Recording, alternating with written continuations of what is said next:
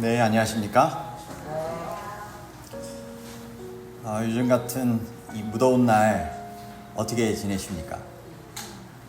오늘 말씀은 폭염의 시대, 은혜의 그늘로라고 하는 이 제목을 가지고 함께 말씀 전하도록 하겠습니다. 기상청에 따르면 이 1980년대에는 연평균 폭염일수가 7.9일에 불과했다고 하는데 2010년도 들어서는 14.5일, 2024년도에는 폭염일수가 무려 30.1일로 증가하게 되었다고 합니다.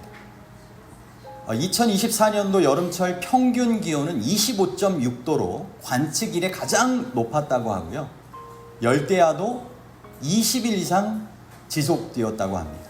그 결과 온열 질환으로 쓰러진 사람이 3,700명 이상, 그 중에 34명이 목숨을 잃었다고 합니다. 그러니까 생명을 위협하는 재난 수준으로 폭염이 자리하게 된 것입니다. 이번에 재림꾼인 새롭게 이렇게 교회를 출석하게 되었는데, 저도 군 생활할 때 그 해가 정말 유례 없이 더운 해라고 그랬었거든요. 근데 제가 군대에서 정말 이렇게 갑작스럽게 또 당하게 됐던 일이 있어가지고 지휘관으로부터 제가 책임지는 그런 일을 좀 하게 됐었는데, 그것이 뭔가 잘못된 그러한 예로 혼자 감당하면서 이렇게 얼차례 같이 받다가, 그때 휴가를 가봤는데 정말 무릎팍이 제대로 무릎 꿇지도 못할 정도로 힘들었던 해에 제가 군생활했던 때가 생각이 납니다. 아무쪼록 우리 각자가 처한 형편과 처지가 다 다를 거예요. 군생활을 하게 되는 경우도 있을 수도 있고, 또 농사일을 하시는 경우가 될 수도 있고, 또 다른 여러 가지 경우들이 있겠지만 하나님의 뜻 안에서 이 더운 여름을 잘 이겨내시기를 간절히 바랍니다. 이 무더운 날 어디로 피해야 할까? 우리의 영적인 삶에도 함께 적용해 볼 수 있는 이 부분입니다. 영적으로 이와 같은 폭염의 시대를 우리는 겪고 있지 않을까?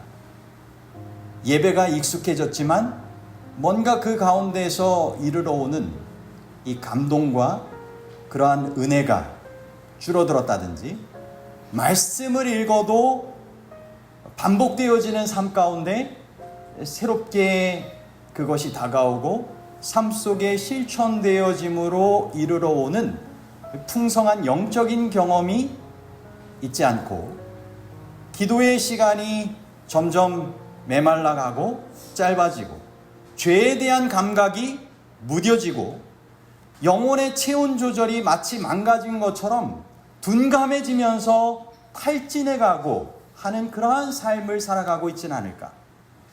이사야 32장의 말씀을 보면 당시 유대 백성 역시 겉으로는 평안하고 풍요로운 시대를 살아가는 듯이 보였지만 영적으로는 점점 무감각해지는 그러한 삶을 살아가고 있었습니다. 그러한 가운데 하나님께서 이사야를 통하여 말씀하셨습니다. 보라, 장차 한 왕이 공의로 통치할 것이요. 하나님은 새로운 의의 왕 예수 그리스도를 통하여 이르러 오게 될 그러한 삶에 대해서 우리에게 말씀하고 계시는 것입니다. 오늘 이 말씀을 통하여 은혜의 그늘, 또 그분께서 만들어주시는 참된 피난처, 그분 안에서 삶을 회복하고 살아가는 방법에 대해서 함께 살펴보도록 하겠습니다. 우리 첫 번째 내용은 메마른 땅의 그늘, 예수 그리스도의 쉼터라고 하는 이 소제목입니다. 어린이 설교를 이렇게 어린이들이 설교문을 적으면 그래도 소제목은 잘 적더라고요. 소제목도 잘 뽑아야 돼요. 메마른 땅의 그늘, 예수 그리스도의 쉼터. 우리가 함께 성경 본문으로 교독했던 이사야 32장 2절입니다. 또 그 사람은 광풍을 피하는 곳 같을 것이며 폭우를 가리는 곳 같을 것이며 마른 땅에 냇물 같을 것이며 곤비한 땅이 큰 바위 그늘 같으리니. 영적인 황폐함 가운데 예수 그리스도를 통하여 참된 쉼과 회복이 약속되어지는 삶을 소개하고 있는 것입니다. 이 광풍과 폭우는, 또 마른 땅과 곤비한 땅은 이런 영적인 그러한 삶에 이르게 된 영적 폭염에 노출된 그러한 삶을 지칭하는 부분일 수 있겠습니다. 하나님은 이처럼 지치고 메마르고 방향을 잃은 영혼들을 위하여 예수 그리스도를 준비하셨고, 그분께서는 우리의 인생의 바위 그늘이 되시며 생명의 생수가 되어 주신다라고 말씀하시는 것입니다. 예수님께서 이렇게 말씀하셨죠. 유명한 말씀, 수고하고 무거운 짐진 자들아 다 내게로 오라. 광야를 헤매며 그늘을 찾는 이들에게, 타는 듯한 목마름 가운데 냉수를 찾는 이들에게, 혼란한 세상 가운데 피난처를 찾고 참된 생명의 길을 찾는 이들에게 예수 그리스도께서는 그 필요되는 그늘이 되어주시고 생명수가 되어주시고 피난처가 되어주시는 것입니다. 이와 같은 말씀들이 성경 곳곳에 우리에게 나타나고 있죠. 시편 23편 2절에서는 여호와가 우리의 목자가 되셔서 어떻게 되신다고요? 푸른 풀밭에 누이시고 쉴만한 물가로 인도하시는도다. 여러분, 우리의 정말 가야 할 길을 미리 앞서가시며 예비해 주시는 그분의 사랑과 능력을 생각을 해보시게 되길 바랍니다. 이스라엘 백성들이 광야의 여정을 갈 때 그분께서 함께 하셨을 뿐만 아니라 정말 앞서가셔서 어느 곳에서 머물고 어느 곳에서 무슨 일을 해야 할지를 이미 다 섭리하신 가운데 인도하고 계셨던 것입니다. 이사야 25장 4절 말씀에서 이렇게 또한 기록하고 계십니다. 주는 포악자의 기세가 성벽을 치는 폭풍과 같을 때에 빈궁한 자의 요새이시며 환난당한 가난한 자의 요새이시며 폭풍 중에 피난처이시며 폭양을 피하는 그늘이 되셨사오니. 요한복음 7장 37절로 38절에서는 예수께서 서서 외쳐 이르시되 누구든지 목마르거든 내게로 와서 마시라. 나를 믿는 자는 성경의 이름과 같이 그 배에서 생수의 강이 흘러 나오리라. 갈증의 해소뿐만이 아니라 영혼의 깊은 가운데서 흘러 넘치는 이 생수의 강으로 더불어 살아가는 삶을 약속하시는 것입니다. 묵상할 증언의 말씀에도 이 주보지에 실었던 내용인데요. 산상보온 16쪽 내용입니다. 세속적인 근원에서 나온 행복은 그 행복을 이루어주는 다양한 환경과 마찬가지로 변하기 쉽다. 그러나 그리스도의 평안은 변하지 않는 영속적인 평안이다. 그것은 생애의 어떤 환경에 의해 좌우되는 것이 아니며 세상 재물의 양이나 세상 친구의 수에 의해 결정이 되는 것도 아니다. 그리스도는 생명수의 근원이시므로 그분께로부터 얻은 행복은 결코 사라지지 않는다. 아멘. 예수 그리스도의 쉼터에서 우리가 참 행복을 누리며 살아갈 수 있는 것입니다. 그분께서 공급하시는 생명수를 공급받으며 살아가실 수 있다라고 하는 사실을 꼭 기억하시게 되길 바랍니다. 그분은 우리가 행복하기를 원하십니다. 그리고 그 행복의 근원이 되십니다. 여러분, 이 생명을 살리는 이 그늘, 정말 이 떼약볕에서 일하다가 이 그늘 얼마나 필요되는 그러한 곳일까요? 2023년도의 여름에 경기도 안성의 이 물류센터 신축 공사 현장에서 40대 건설 노동자가 이 폭염 속에서 장시간 작업을 하다가 쓰러졌습니다. 이 체온이 40도 이상으로 치솟고 의식을 잃은 그는 열사병 직전의 위험한 상태였습니다. 그때 곁에 있던 동료들이 쓰러진 그를 그늘로 옮겨주고 응급조치를 취해주고 병원으로 무사히 이송하여서 생명을 건질 수가 있었습니다. 전문가들은 이렇게 말합니다. 온열 질환은 수분과 체올 조절 능력이 무너졌을 때 발생하며 몇 분 안에 그늘을 찾느냐가 생사를 가를 수 있다. 단순한 그늘이 아니라 생명의 피난처가 될 수 있다. 여러분, 주님께서는 오늘 우리에게 이와 같이 초청하시고 계시지 않을까요? 내 그늘 아래로 오너라. 내 품에서 잠시 쉬어라. 여러분, 주님께서 부르시는 이 부르심의 초청에 잘 응하셨습니다. 매일매일의 삶 가운데서도 주님의 초청에 응하여 살아가실 수 있게 되기를 바랍니다. 단 10분이라도 정말 기도와 예배의 시간을 개인적으로도 또 가정에서도 함께 구별하며 살아가시게 되기를 바랍니다. 기도의 그늘, 우리가 함께 머물면 좋겠습니다. 그리고 냉수 같은 이 묵상의 시간들을 갖게 되시기를 바랍니다.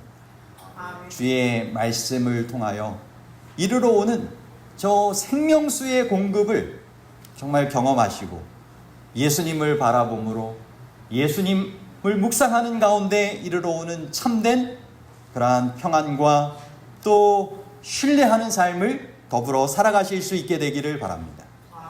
예수 그리스도 안에 우리가 함께 거할 때 주님께서는 그곳에 피한 이들을 다시 소생케 하시고 주님 뜻 안에서 주님께서 바라시는 삶을 힘내어 살아갈 수 있도록 인도하여 주실 것입니다. 두 번째 이 소제목의 내용은 영혼의 열사병, 살 길은 은혜뿐이라고 하는 제목입니다. 여러분, 더위에 이렇게 점점 노출될 때 이르러 오게 되는 단계가 있습니다. 탈진하고 쓰러지게 되고 그것을 통하여 경련이 일어나고 더 심각한 단계가 이제 열사병에 이르게 된다라고 합니다. 그래서 몸의 자율적인 이 체온 조절 기능이 완전히 무너져가지고 생명을 위협하게 되는 응급 상황까지 되는 것이죠. 체온이 40도 이상 급격히 상승하고 더 이상 땀이 나지 않고 의식이 흐려지고 심하면 이런 장기 기능이 정지되고 생명에 치명적인 결과를 초래한다라고 합니다. 여러분, 영적인 그러한 상태에 대해서도 우리가 한번 생각을 해보면 죄에 지속적으로 노출되어지고 기도와 말씀 생활이 소홀해지다가 중단되어지고 예배가 형식적으로 머물어지며 예배 시간에도 점점 참석하기 더뎌지고 소홀해지고 어느새 이런 하나님의 부르심과 하나님의 뜻하시는 삶을 잘 살아가지 못하는 영혼의 감각이 마비되는 상태에 빠지게 되는 상황이 이르러 올 수 있는 것입니다. 여러분, 이때 하나님의 은혜로만 다시 소생함을 입을 수 있다라고 하는 사실입니다. 2025년도 6월 지난달입니다. 전남의 한 농촌 마을에서 이 64세의 농민 한 분이 논밭에서 일하다가 열사병으로 쓰러졌습니다. 119 구조대에 의하여 의식을 잃었다가 발견된 가운데 그는 응급조치를 받게 됩니다. 그리고 다행히 생명을 살릴 수 있게 되겠습니다. 당시 의료진을 통하여 이렇게 밝혀졌습니다. 체온이 40도를 넘는 순간부터는 스스로의 회복은 거의 불가능하다. 몇 분 안에 적절한 조치가 생사를 가른다. 여러분, 우리에게도 때때로 자기의 힘으로는 회복이 불가능한 지경에까지 이르러 갈 수 있습니다. 그럴 때 정말 하나님의 은혜, 개입이 우리에게 필요되는 것입니다. 이사야 32장 9절로부터 10절에서는 너희 안일한 여인들아 일어나 내 목소리를 들을지어다. 너희 엄녀 없는 여자들아 1년 남짓이 지나면 너희가 당황하리니라고 하는 말씀이 있습니다. 겉으로는 평안하고 문제가 없는 듯이 보이는 삶을 살아갔지만 1년이 남짓 지나면 이러한 삶이 계속되어지면 생겨나게 될 위기의 순간이 있기 때문에 깨우시는 것입니다. 그러면서 은혜의 냉수와 회복의 그늘로 하나님의 은혜의 조치로 함께 참여할 수 있도록 초청하시는 것입니다. 여러분, 하나님 아버지는 멀리 떠난 자녀들을 불쌍히 여기시며 긍휼의 마음으로 기다리시는 이 탕자의 아버지처럼 그렇게 우리를 기다리시며 맞이하기 위하여 준비하시고 계신 분 아니시겠습니까? 정말 잃어버린 자녀를 잊지 못하시고 포기하지 못하시고 돌아오기만을 간절히 고대하시며 기다리시고 그 구원의 일을 위하여 독생자 예수 그리스도를 보내주셔서 역사하시는 분 아니겠습니까? 누가복음 15장 24절에도 이 내 아들은 죽었다가 다시 살아났으며 내가 잃었다가 다시 얻었노라. 얼마나 주님께서 인류의 모든 자녀들을 그렇게 기다리고 계시겠습니까? 예수 그리스도의 희생을 통하여 우리 각자에게는 하나님 아버지의 그 사랑이 분명하게 입증된 것입니다. 예수 그리스도를 통하여서는 우리에게 하나님의 그런 긍휼의 마음을 실제적으로 나타내 보이시며 그분의 긍휼이 사랑과 함께 역사될 때 어떠한 놀라운 변화와 회복을 이루어 올 수 있는지 친히 보여주셨던 그러한 분이셨죠. 그래서 예수 그리스도께서는 요한복음 5장 6절에서도 그가 누운 것을 보시고 병이 벌써 오랜 줄을 아시고 이르시되 내가 낫고자 하느냐. 주님께서는 우리에게 이와 같은 회복의 삶을 허락하여 주시기 위하여 친히 병을 짊어지시고 우리의 모든 죄의 짐을 대신 짊어지신 분이 되시는 것입니다. 아멘. 성령 하나님께서는 굳어버린 우리의 마음을 계속적으로 부드럽게 해주기를 원하시고 계십니다. 어느 순간 정말 잡초가 쌓이고 어느 순간 정말 굳어져서 더 이상 자라나고 열매 맺기에 어려운 삶을 살아갈 때 주님께서는 다시 우리의 마음을 부드럽게 하시고 우리의 마음을 열어주시고 우리의 마음밭이 좋은 밭으로 변하게 해주셔서 말씀이 들리게 하시고 그 가운데 주님 안에서 영적인 삶을 살아가게 도와주시는 분이신 것이죠. 에스겔 36장 26절에 또 새 영을 너희 속에 두고 새 마음을 너희에게 주되 너희 육신에서 굳은 마음을 제거하고 부드러운 마음을 줄 것이며 이와 같은 성령의 역사하심이 날마다 우리의 삶에 이르러 오게 될 수 있도록 그러한 삶으로 초청하시는 것입니다. 여러분, 하나님의 이와 같은 은혜가 우리에게 약속되어 있다라고 하는 사실을 기억하시게 되기를 바랍니다. 그래서 그분과의 꼭 개인적인 생명의 관계를 꼭 맺으며 살아가실 수 있게 되길 바랍니다. 그래서 강조되는 곳이 바로 골방입니다. 여러분, 골방에서 여러분 하나님과 개인적인 관계를 꼭 맺으시게 되길 바랍니다. 청년에게 보내는 기별 131쪽에 보면 죄로 병든 심령을 고쳐주는 치료제가 있다. 그 치료제는 예수님 안에 있다. 얼마나 귀하신 구주이십니다. 그분의 은혜는 가장 연약한 자에게도 충분하다. 그리고 가장 강한 자도 그분의 은혜를 받아야 한다. 그렇지 않으면 어떻게 된다고요? 멸망하게 된다. 골방에 들어가서 홀로 하나님께 간구하라. 하나님 안에서 강해진 것을 느낄 때까지 그대의 골방을 떠나지 말라. 여기 우리가 영적으로 이와 같이 소생함을 힘입게 되는 방법에 대해서 이 예수님을 골방에서 만나도록 초청하시는 가운데 있는데, 이 골방에서 예수님과의 그러한 삶을 이렇게 은혜를 힘입게 되는 그 기도의 자세가 어떠해야 할까? 그것이 예시되어 있는 인물이 두 인물입니다. 첫 번째는 여기 그림에 표현되어 있는 야곱입니다. 야곱이 야복강에서 천사와 씨름하며 어떻게 했어요? 당신이 내게 축복하시지 않으면 가게 하지 않겠나이다. 이 정말 간절한 생명을 건 기도를 그가 드렸던 것입니다. 여러분, 우리가 영적인 그러한 생명을 주님 안에서 이와 같이 간절한 가운데 구하며 정말 살아가야 하는 것입니다. 예수님께서 또한 겟세마네에서 어떤 기도를 드리셨어요? 생명을 건 간절한 기도를 드리신 것 아니겠습니까?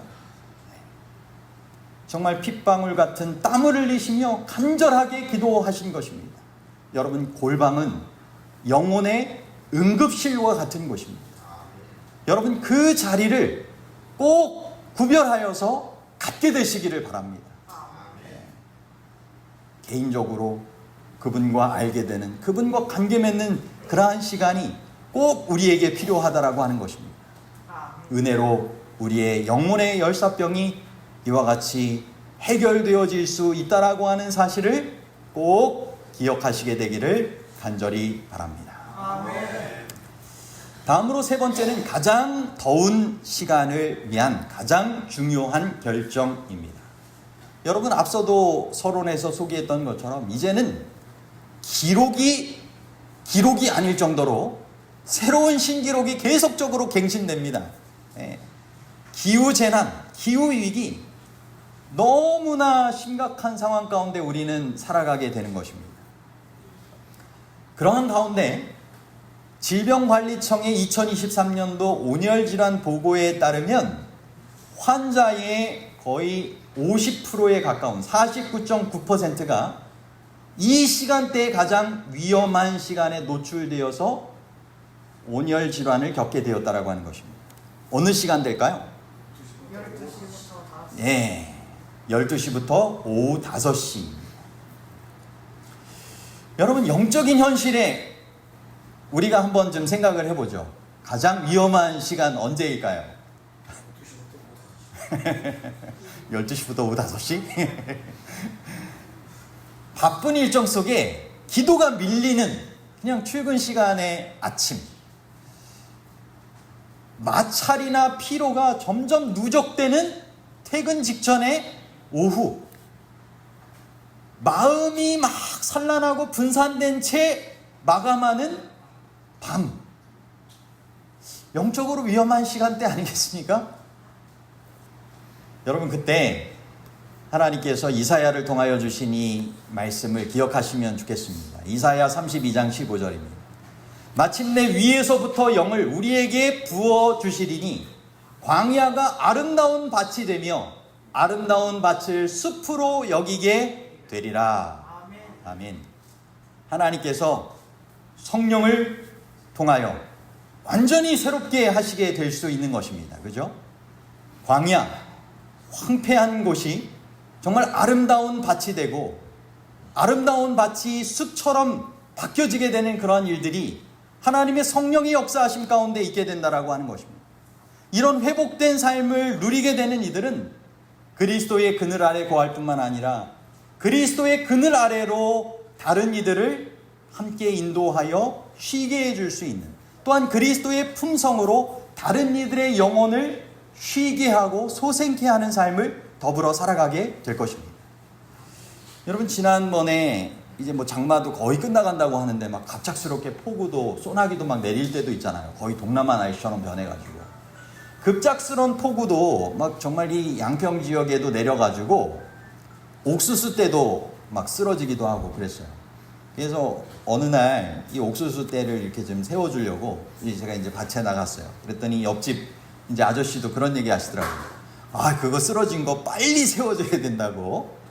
아, 그렇게 농부들이 일을 다 그렇게 하시는구나. 그래서 저도 이제 세워주고 이 뿌리 부분 다시 흙으로 막 이렇게 아내와 함께 덮어주고 그 다음에 지지대를 세우고 그것을 이렇게 줄로 해가지고 잘 동여매 주었습니다. 그러고 나니까 그래도 이 좀 마음도 이렇게 편해지고 그래도 저기서 열매가 이제 맺는 게 아닐까 이제 막 기대감도 이제 생기고 더 합니다. 여러분, 하나님께서 우리의 농부가 되셔서 우리의 삶을 위하여 어떠한 일들을 행하시고 계실까요? 정말 폭풍우 같은 현실 속에 또 폭염 같은 그러한 시련 가운데 다시 회복되어서 주님 뜻 안에서 살아갈 수 있도록 하나님의 영을 통하여, 예수 그리스도의 영을 통하여 우리에게 그와 같은 축복을 허락하여 주기를 원하지 않으시겠습니까? 마가복음 1장 35절에 새벽 아직도 밝기 전에 예수께서 일어나 나가 한적한 곳으로 가사 거기서 기도하시더니.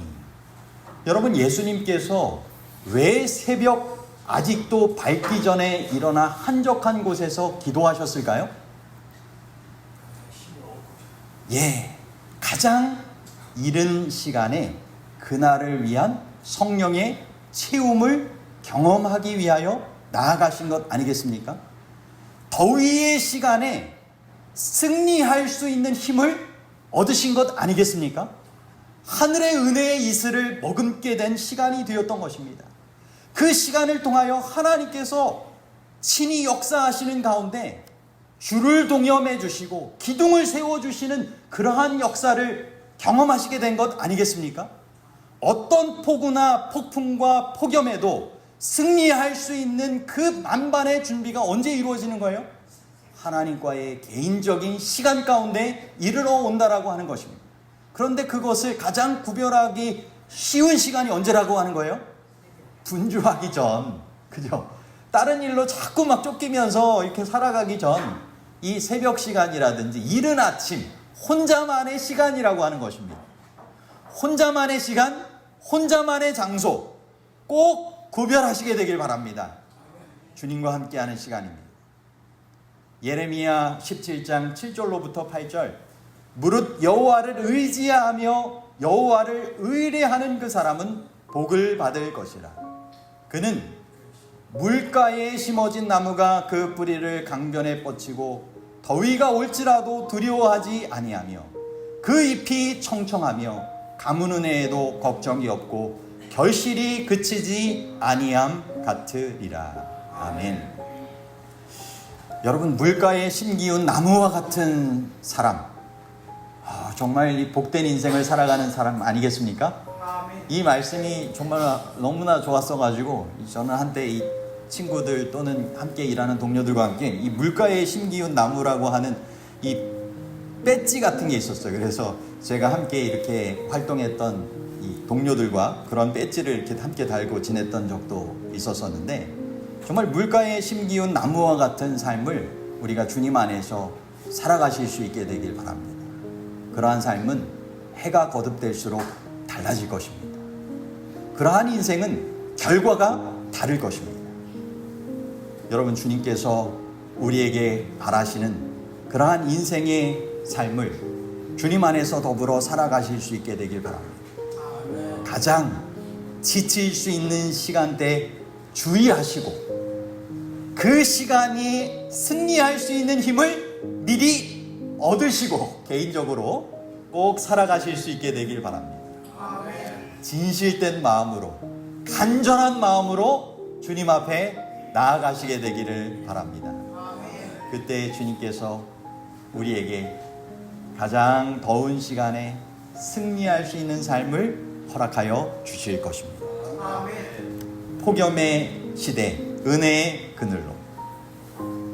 여러분, 우리가 열실신, 열경련, 열탈진, 열사병, 폭염을 통하여 경험할 수 있는 부분들, 영적으로도 우리가 이런 과정들을 겪을 수도 있어요. 그럴 때 정말 은혜의 그늘로 초청하여 주시는 주님의 초청에 응하며 살아가실 수 있게 되길 바랍니다. 예수님께서 그 일을 우리에게 허락하여 주시기 위해서 그분께서는 죄의 모든 열기를, 죄의 모든 짐을 다 대신하여 담당하셨습니다. 그리고 그 은혜를 통하여 우리에게 소생케 되어지는 삶을 약속하여 주고 계시는 것입니다. 주님의 은혜의 그늘 아래로 피하시게 되길 바라고, 그 은혜를 흘려보낼 수 있는 그늘의 사람으로, 또 물가에 심겨진 나무처럼 생명의 은총을 함께 나누는 삶으로 더불어 살아가실 수 있게 되길 바랍니다. 폭염의 시대 우리가 그늘을 찾고 생수를 찾는 것처럼 주님께 더 가까이 나아가는 매일매일의 일상의 삶을 신실하게 살아가시게 되기를 간절히 바라며 오늘 말씀을 마치도록 하겠습니다.